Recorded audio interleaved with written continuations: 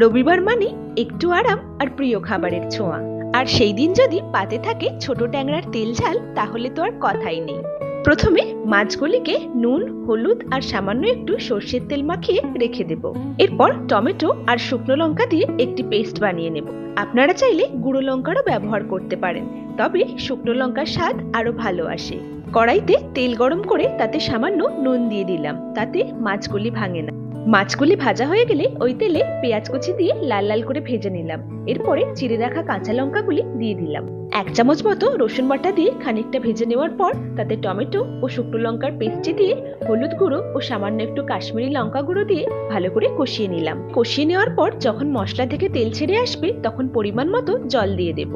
ঝোলটি ফুটে এলে তাতে মাছগুলি দিয়ে আর কিছুক্ষণ ফুটিয়ে নেব। শেষে একটু কাঁচা সর্ষের তেল ছড়িয়ে দিয়ে নামিয়ে নিলেই তৈরি হয়ে গেল রবিবারের দুপুরে গরম ভাতের সঙ্গে দিনের সেরা আকর্ষণ।